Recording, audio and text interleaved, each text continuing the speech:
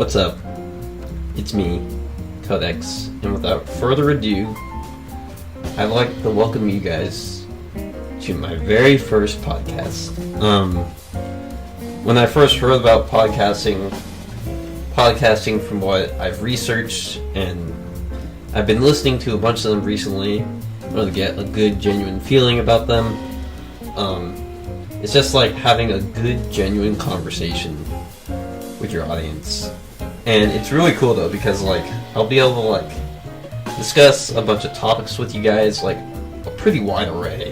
And it's nice too, because you know, sometimes I never really get to touch up on some of these subjects. Like there's quite a few, of course I'll get into it sooner or later. But first, let me talk about just, hopefully not too much, but just a little bit about myself. So, today's actually pretty special, because on this day today, February 3rd, was actually the day I started my YouTube channel. When I first started doing YouTube, it was actually a really weird thing. Like, much like how I started doing any of the other weird hobbies that you see every once in a while on my channel, like, I call them unique hobbies. Like, I don't really want to like talk about them in like a very condescending way, because I really respect their art forms, like clothing or artistry. The way that YouTube started for me is that like back, so let's see, it was in 2015, and it was about, that's 3 years ago, so that means I would have been 18. I think 18's around the time that that's around the time that I got out of high school. So like, I don't know, it was like, I'd still been doing gloving a lot. I was like super dedicated to it. So like, learning how to perfect a lot of the crafts, looking at a bunch of videos, listening to a lot of good music that was very relatable to it, you know, within like the realm of the EDM genre. So I was doing that stuff. But then of course, being the curious and creative person that I was, watching YouTube and like looking at like gaming montages, highlight reels, looking at skits, looking at like how original like all these creators were, it was actually really, really influential on me. So that's, and the thing that's funny too is that like knowing me, like not even kidding, if depending on who's listening or watching this, I'm probably one of the biggest introverts around, unless you like really get to know me. But like, yeah, it's really crazy too, because when I think about this day, like I still think about like, what if I didn't do YouTube? Like, what would happen? Like, yeah, it's really curious, because like being an introvert, you would never expect someone like me to wanna like intentionally open up so much. Like, he's an introvert, he's not gonna do it. Like, he's just gonna sit there, be quiet, focus on whatever he's doing. Like, it was very different for me. And like, if you guys go to my channel and you look at my my little 30-second trailer, it's actually really funny too, because like, if you look at that trailer and I look in my room currently, like, say like maybe like half the things in the room still remain the same, which is crazy. So like, of course I'm still in the same house, but like, knowing the feeling that like there's rearrangements, there's more equipment, there's better stuff. Like, I actually took the time to get more stuff on this channel, which is actually really cool. So like, yeah, it really is pretty riveting how much you can get into a hobby and then just like, I can't snap, but just like that, everything, like your perspective on creating things will really, really change. So yeah, on that day that trailer was released, and I said to myself, okay, I'm gonna start doing this. So probably a lot of you are really wondering about like how the heck I even came up with my my alias or my name, Codex. And so the way that this happened is that like, I usually hate bringing up this origin story, but like I have to. I mean, there's no point hiding it. What happened was that on Tumblr, I use Codex Journalism as my name, and on there, you know, just posted about like Ruby and anime. Occasionally talk about games and stuff, and like Tumblr is a really despised site. Like, a lot of people do not like it because of, like, their interpretations of stuff, but, like, I was on there, and I posted very frequently. And I actually kind of got, like, a bit of a following on there. Like, if you go to my Tumblr now, I think I almost have about 800 followers, which I think it's pretty good for about a 3-year duration. So, yeah, that's sort of a motif for that confidence that came from Tumblr. And I was like, you know what? I really like this name. I could probably use this for something else. And that's when the brand carried over into my Twitch channel first, and then into my YouTube channel. I know it's like the weirdest order ever, but, you know, things happen like that. So, yeah, that's how I got my name. The way, for me to really describe the true meaning behind the name Codex, is that, like, going back to the whole theme of, like, introverts and stuff, like, you're gonna, like, because the Codex refers to a book, like a tome or a book, and like I'm not the most open book unless you really get to know me, but then once you really start flipping the pages, like it's, I don't know, it's just really complex, there's a lot to it. So I think, in all honesty, that's probably the most like concrete answer I'll give you guys. If I could probably think of a better answer, maybe it'll appear in another podcast, who knows. But yeah, so that's mostly on my how I got my name, how this brand carried over into YouTube from Tumblr, I know, of all places. So now I put the brand everywhere. We have Codex Journalism, Codex Games, for my streaming channel, which unfortunately wasn't working, but it's okay guys, I'm doing this right here, right now, and it's okay. And yeah, so I just really like the name. It's really cool too, because I feel like the brand, or the alias, actually really resonates with me. And like, another thing that I'll answer right off the bat, since I just thought of it right now, is that you guys are probably really wondering about this whole hacker looking aesthetic that I really like. Well, it's actually pretty easy to explain. So like, when I started thinking of Codex, I was like, wow, Codex could just be like, it was just me just like going off, like being, just thinking of things in relation to it, my mind just going all over the place. I was like thinking of numbers, I was thinking of computers. I thought it'd be a really cool hacker name. And like, this is a little bit off tangent, but like, when I played Watch Dogs 2 a lot, I really do love that game, but like, I was like, wow, Codex being a hacker? Just imagine what sort of like cool looking appearance he would have. So I looked at one of the characters in Watch Dogs 2, and his name is Wrench. He's just very outspoken and stuff. You guys can probably just Google that later. But like, yeah, I was like, man, the bold and beautiful. And it's ironic because talking about Codex being a book and being a very closed book, unless you like actually really I really open up to you. Yeah, it kind of contradicts itself, but yeah, that's kind of the reason why I like it a lot. And then next, based on getting into YouTube, is that like, let me talk about probably one of my favorite things about doing YouTube is probably editing. So it's something I never imagined that I would actually be kind of good at. I mean, I won't say I'm like super good, because there's tons and tons of stuff I look at. I'm like, I could totally have like improved on that, but then it never happened. So yeah, I've been on Sony Vegas all 3 of my years of editing, and without a doubt, it's a really, I actually think it's pretty easy to learn. Just like applying transitions and like cutting, almost every editor knows it's very basic. And then like, when I made certain content, I had to really think about my approach, what sort of theme, like all these really different like ideals you approach when you're actually making a video and you're preparing it to like, you know, deliver it to your audience.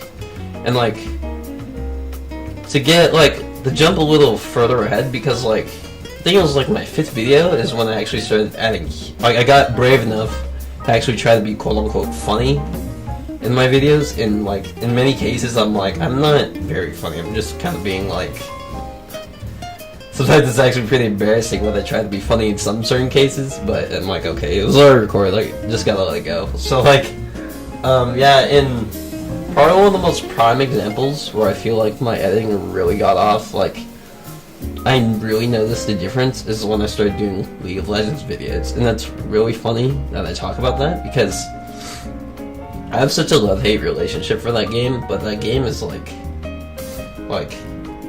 you can't stop thinking about it because of all the stuff that's revolved around it. So, when I started making League videos, my editing, like, got so much more different, like, it got a lot more humorous. I had to really watch a lot of other people that did highlight League videos, and I was like, how could I take what they've done and kind of, like, reformat it in a way that it feels like it's mine? And then, like, probably one of, like, a project I'm always going to be proud about is this super big collaboration I did with, like, more than 10, or about 10 people.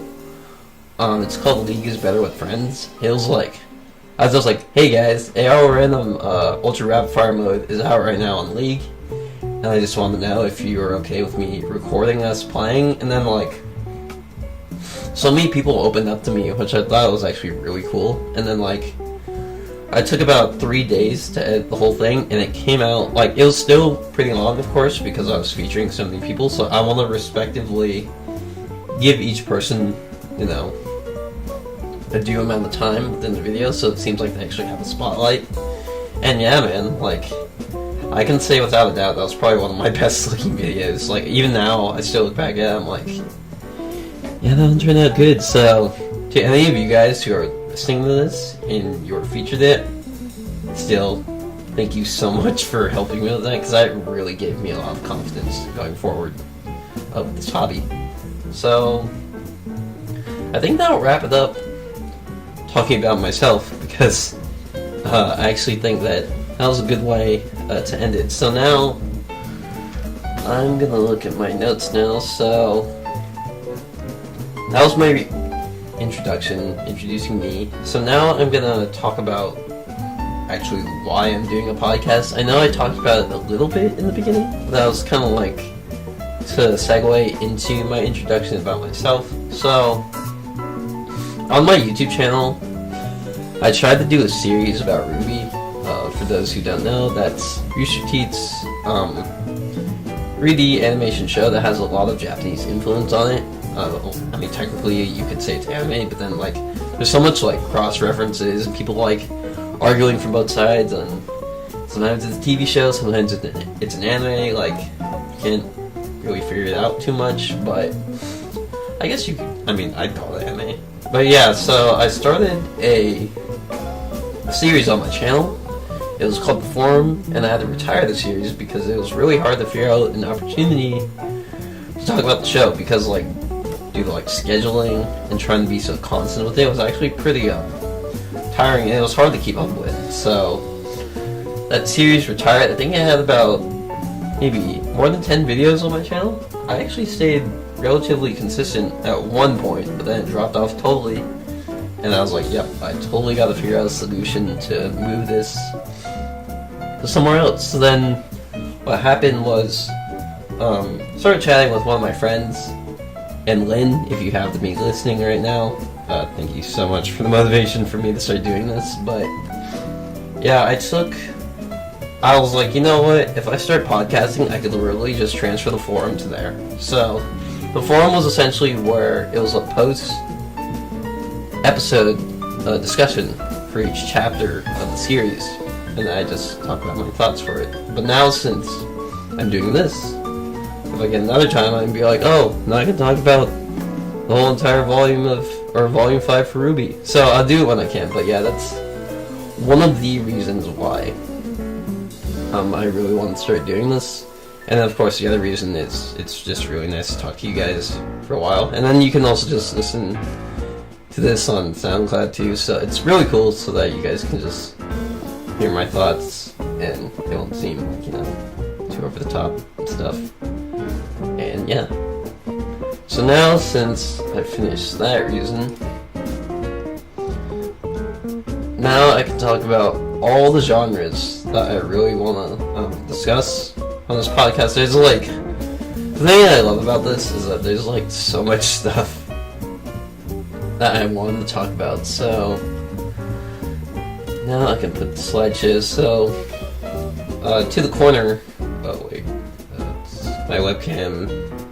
Yeah, it's to my right.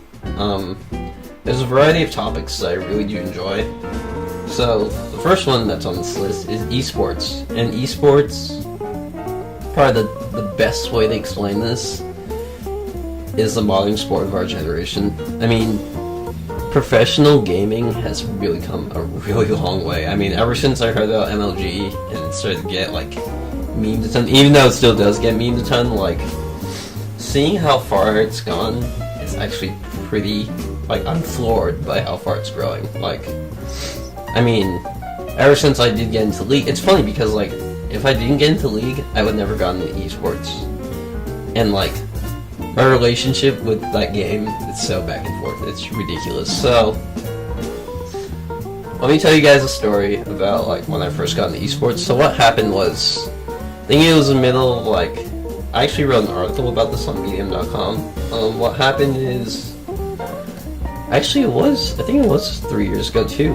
What happened was I was walking through my hallway on the second floor of our house, and like I was getting out of my room. I was like, I think it was the middle of like spring, and like I wanted to get like a drink, and then like on our TV in our loft, my brother was watching something, and then like I was like, that's weird. Like I hear a lot of cheering, and it seems like the casters or people are like going through a play-by-play of something. And then I looked on the TV, and I think it was the TSM CLG game for, I think it was either the quarterfinals or the semifinals, not grands for sure, but I was like, wait, what's going on? Why is League of Legends being taken so seriously? So then that's when I took my first step into the game. And that's when I found out about esports and like how much of a huge industry it is, which is like honestly really, really awesome. I mean, if we talk about the North American League of Legends Championship Series now, it's really come a long way. And like probably one of the greatest things for me to see is that like seeing all these like really big brands partner with esports stuff and then seeing it get exposed so far out is like amazing. Like I remember, I think it was Worlds 2016. Yeah, and then like it was in. Oh wait, was it 2016? I think 2016 was the one in China. Oh wait, actually no, the last 2 years. Yeah, they were in China, and like it'd be so cool when like it'd go over the bird nest. Like the cameras would go over the bird nest stadium. And then they'd be like, the biggest brands like Coke and Gillette and like things that you would never expect would be partnering with things that are solely based on professional gaming, which is really cool. Like, I think just seeing the amount of influence is like, honestly, like, I'm always in shock. It's like, wow. I never knew there'd be a day where professional sports teams, like traditional sports teams. I'm talking like the Houston Rockets, Miami Heat, Golden State Warriors. You know, they actually have esports teams now. I mean, look at it now. I mean, they may not be doing well. I mean, actually, 100 Thieves is doing really well. Golden Guardians, not so much, but yeah, it's just amazing. Even though I do feel kind of bad for those other teams. For example, like Immortals dropping out, that was pretty riveting. Like just seeing them like not be there anymore. I mean, I think they're still an org, but they're still participating elsewhere. But it's just like, wow, they didn't make it through. Like they weren't franchised, which is crazy. So yeah, esports is really cool. There are like so far, the amount of esports that I'm into are. Let's see, I go to EVO a lot, so Super Smash Bros. Melee, Smash 4, Street Fighter. I don't watch too much Guilty Gear, Blaze Blue. What else is there? Overwatch. Seeing the debut of the Overwatch League was actually really cool. Like the approach that they had with like making the team brands seem like actual like sports, like traditional sports teams. I think that's what made it really accessible. Cause like when I heard like London Spitfire or the Seoul Dynasty or like the Los Angeles Valiant, like those are really appealing names. Like right off the bat, I was like, those actually sounds like real. Like they sound like real teams. I was like, I could be like a football team or a basketball team. I was like, yeah, that's like a genius approach to showing what sort of like how they're gonna market the teams, and it's like it's so funny too because like there's the way that they showcase them is with like the solid colors and then the contrasting accents on each of the skins. I mean, they're just color coded, so it's like, I don't know, choosing like a flavor of Gatorade, which one's your favorite. So, and then also another funny thing, like I was watching some of the Overwatch League like these past few months, of course, ever since New Year started, and I was like, wow, you know, like London Spitfire, I was like, that's probably an EU team. And then they announced the roster, I'm like, wait, that doesn't make sense, it's all like Korean. I was just like, that's a curveball. So yeah, it's quite interesting, and like unsurprisingly, the Koreans on the Overwatch League are like dominating. You gotta nerf Korea, man, I swear. Like in League, in Overwatch, they're like good at all the big esports. So yeah, seeing the presence of the Overwatch League honestly is a really cool thing. Like just seeing another big branch, another big circuit open up is just really cool. Now we got Overwatch League and NALCS. I don't know if the Rocket League Championship Series still goes on. CS:GO with E-League, and then we of course have ESL with like Dota and stuff. So there's like a huge turnout, or I mean a huge quantity of tournaments to look at. So I think that's honestly really cool. And next on this, oh wait, no, there's here. Okay, so as we're talking about esports, it's actually really easy to segue into gaming. Gaming's had a really big impact on my life for many reasons. Well, I mean, it's one of my favorite hobbies to do, and also I've done a lot of studying in college. I mean, I graduated with a bachelor's in game design and development, so I know a little bit about how games are made, development time, all the phases of doing it. And just to give a little rundown of what sort of games I like, as unpopular as they are,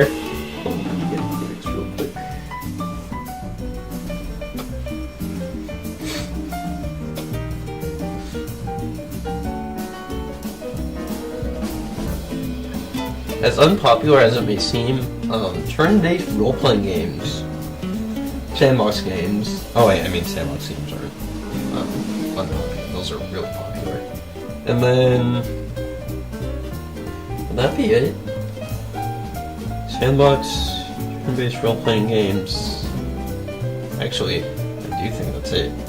Okay, so to begin, yeah, like, I don't know what it is about them. I guess it might be like the approach or the strategy behind them, but usually most of them just have like beautiful artwork. I mean, I seem to be liking, I mean, I know it's gonna be very unpopular to say this, but like, there was an Ubisoft game that came out, I think about 2 years ago, called Child of Light.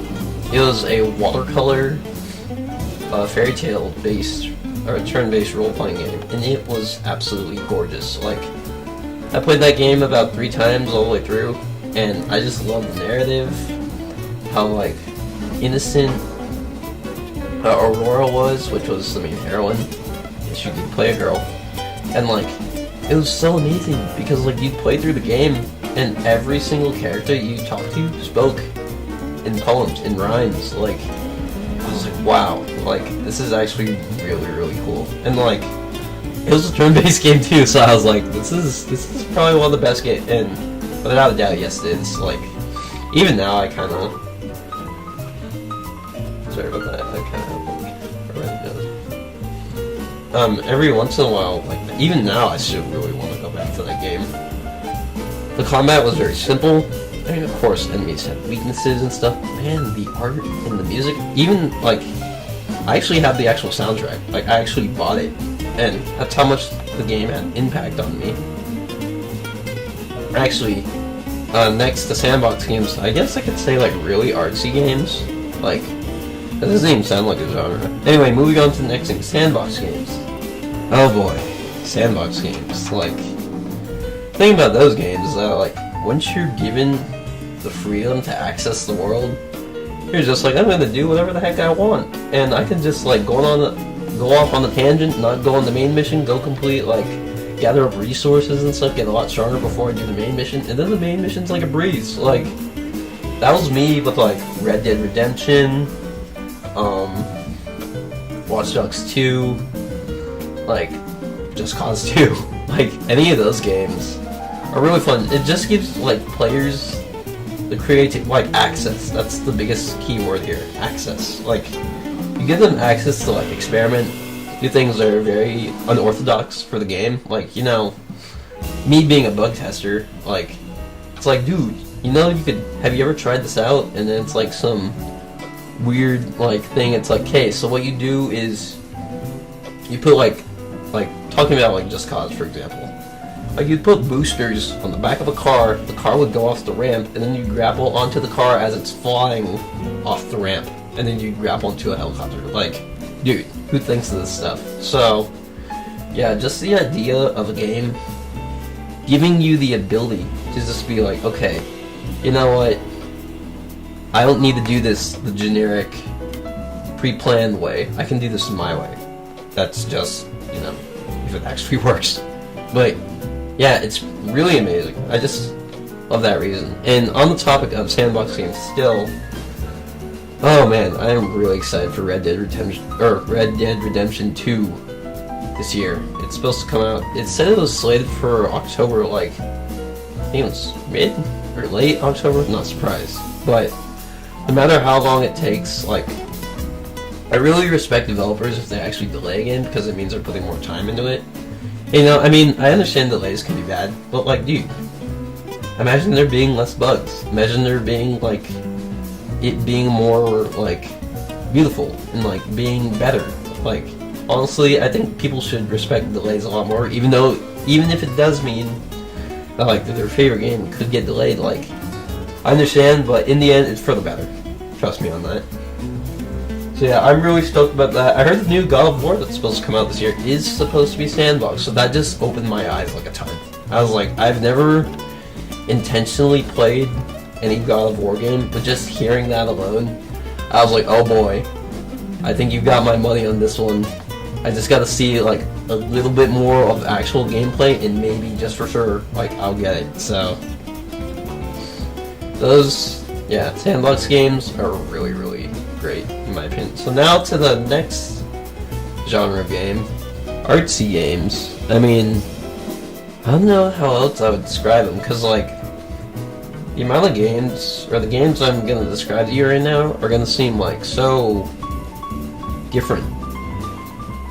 So I play a lot of indie games. I play a lot of indie games on my YouTube channel, and like, I have a like really big respect for them. Like, they just do things that are out of the ordinary. And like, I'm about to talk to you guys about the studio. And I've played their games so many times, like, it's ridiculous how much of an impact they've had on me. So, they're called Supergiant Games. Supergiant Games are responsible for publishing Transistor, Bastion, and most recently Pyre, which I still really want to play. So, these games are extremely artistic, have role-playing elements integrated in them, but just, like, God, like, the narrative is so touching, can be so sad, and, like, the art's incredible. Just to, like, I don't know which game I want to talk about more. I mean, actually, yeah, I'll talk about Transistor more. So, Transistor is a cyberpunk, in some way, one way or the other. It can actually be coined as a turn-based game, due to the mechanic of stopping time and planning out your actions. And then the additional role-playing element is you can equip the Transistor with different skills. It can totally change the output of your gameplay. So, Yeah, it takes place oh, it's called Cloud Bank, and you're this girl who lost her voice, and the only thing you remember is you see a man that was stabbed by the transistor, and you grab it, and you have to just find who the heck's responsible for it. And Red does not speak in that game a single word. I mean, she hums, which is absolutely beautiful, if you don't mind me saying. The blade, transistor, it's like this big green Cybernetic looking blade with like a red dot in the middle. He just talks to you the whole time, and you're trying to just interpret all these things he's saying, and it's like, it's so intriguing. And like in the game you can find all these nodes or these terminals, and you're trying to figure out like, why is this here? Why is this asking me certain questions? Why is the transistor talking to me this way? And it is like, honestly, I've played that game about 10 times all the way through. Seriously, you guys, do me a favor. If you ever feel like going outside the ordinary for a game, please check out Transistor. I love you, Supergiant Games. Like, it is honestly one of the best games I've ever played. And that soundtrack too. Darren Korb, you're a genius. Like, yeah, that game had a huge impact on me. So, yeah, that's artsy games. So, I might as well carry on to the next topic. Oh, next is music. Cool. So, yeah, I kind of just put all these icons in as, like, I don't know which order they go in necessarily, so I'll just flow with it. So next is music. Lately, actually within the last year or two, I've actually been consuming a lot of music, which I'm actually really glad about. Like, there are actual albums and artists that, and genres too, that I never expected myself to take so much time and, like, listening to intently. And like be like, wow, like this production's so good and stuff. So to give a little rundown of what sort of music I really like, I'm actually like super open to many genres of music, probably because of Glotting 2, which had a pretty big influence on me. So like chill wave, experimental hip hop, EDM, more like deep house, stuff like that. I've actually been listening to a lot of hip hop. And to give a rundown of what sort of like local artists I like, there's like Banks, Daughter, Liana Lahadas, like there's quite a few genres of songs and artists that I really do like. But lately, in the last few weeks, I've been listening to a lot of Tyler the Creator, Death Grips, that's very out of the ordinary, Nerd, Brockhampton. Like, there are like a huge diverse amount of artists, and it's like pretty incredible how different and unique they can all sound. And actually, let me get a drink of water real quick.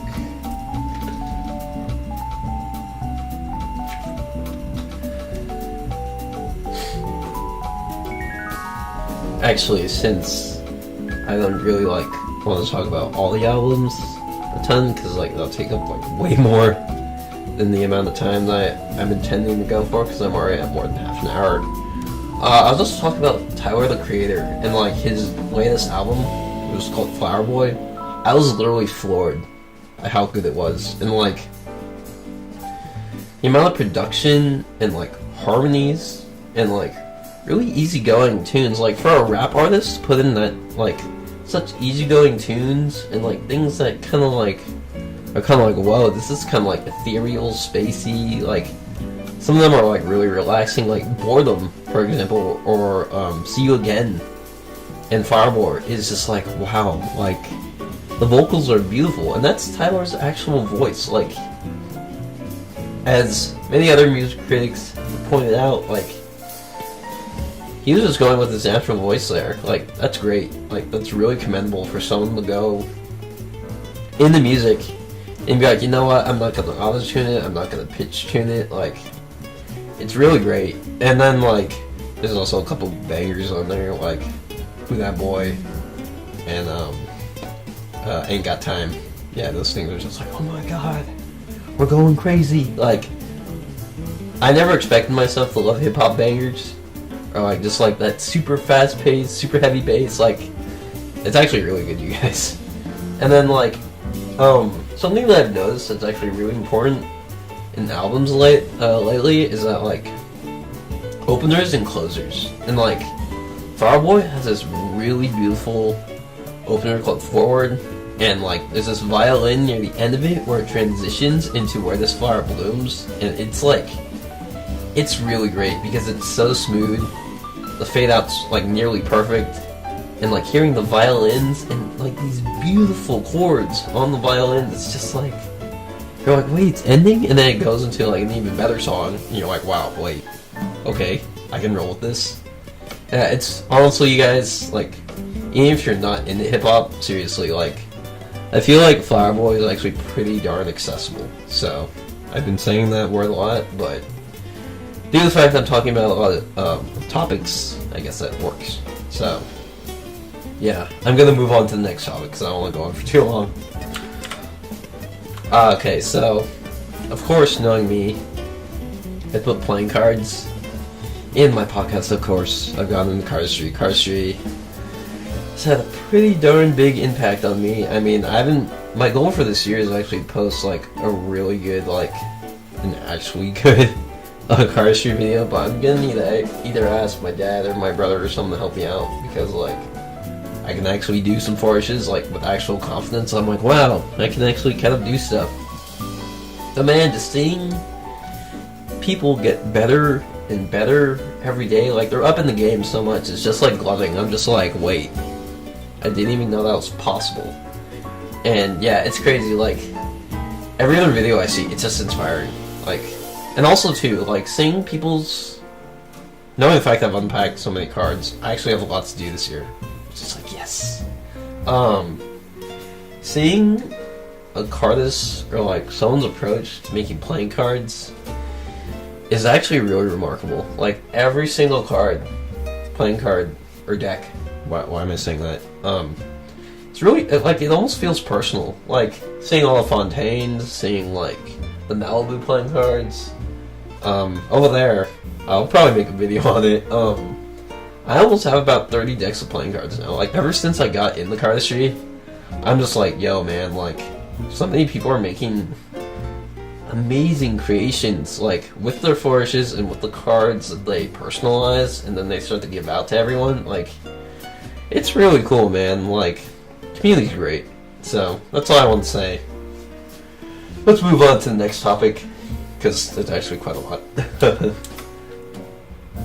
Oh yeah, later on in these podcasts, if there are actual, like, people actually had any questions, I was like, oh yeah, on Twitter, or like on YouTube, you guys could, like, if any of my actual audience was curious enough, you could ask me questions. So I am allowing Q&A segments on here, which I thought would be cool. So yeah, just getting that out of the way.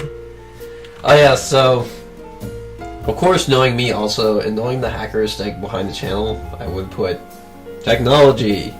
Yes, we do indeed have it. Wait, SpongeBob! We're not cavemen! We have technology!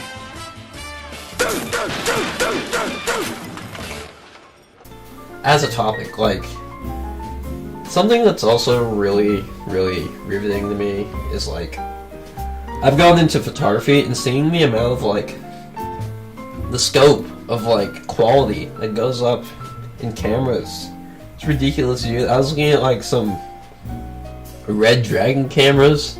Those things are like $10,000, but it's like the most crystal clear quality you could ever get. I mean, it's not like I'm gonna buy into something like that, but that's like what actual filmmakers use. And then, like, for me, my dream is to get, like, a 4K DSLR camera, like a Sony A7S, dude. Those things are beautiful, but that's like an arm and a leg. But man, yeah, that stuff is really, really cool.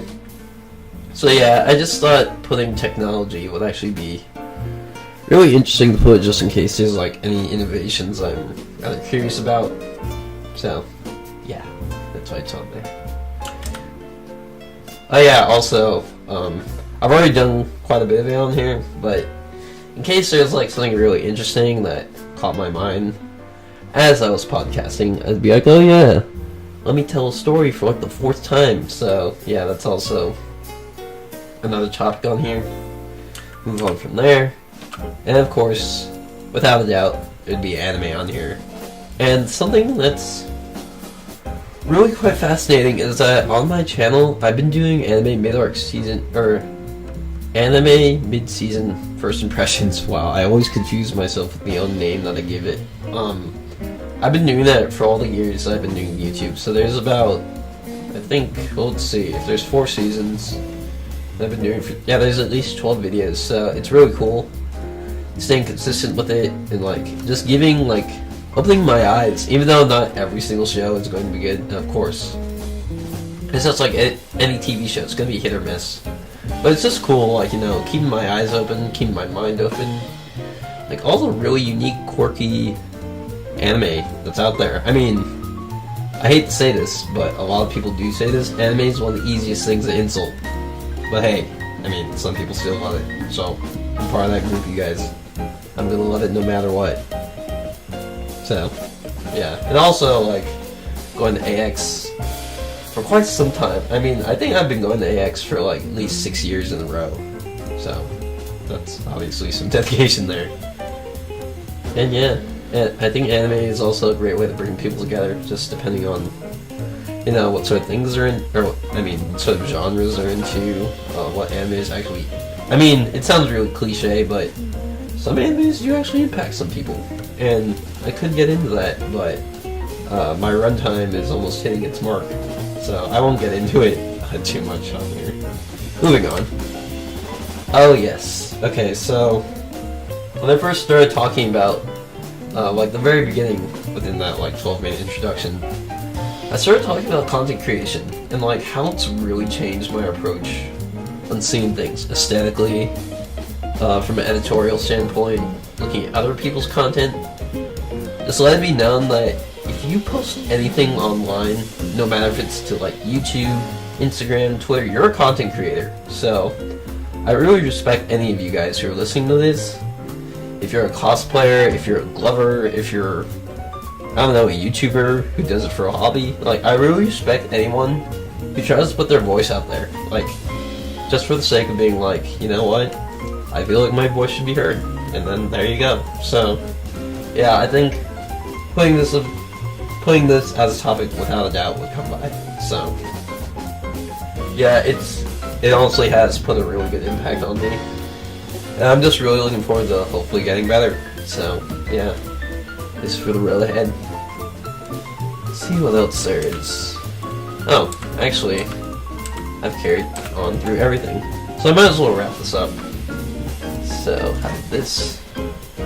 So yeah, you guys, I've actually been rambling for more than half an hour, and I feel like it's actually flashed by rather quickly, which is actually pretty amazing. So, in the end, I'm really glad that I've done this. Sorry if like my voice sounds a little bit weak here and there. It seems like I've been speaking so powerfully here and there that my voice is actually kind of dying out a bit. So yeah, the message behind this podcast was, hey, I'll grab my coffee, you grab your coffee or your tea, and I'll just have a genuine conversation about you guys, about topics that really intrigue me. So, yeah. I hope you guys really enjoyed your time listening. And if you're watching either the video form or listening as audio through SoundCloud, I give you guys, like, I really thank you guys in the end. If you really are listening to the whole thing, or the whole thing, and if you really reach the end, that really does touch my heart. Like, if anybody does, no matter how much time you spend on here, it really does mean a lot, you guys. So, as I'll say in every single thing I do, you guys, stay honest. I hope to see you guys in the next podcast. It's been great. See you guys next time.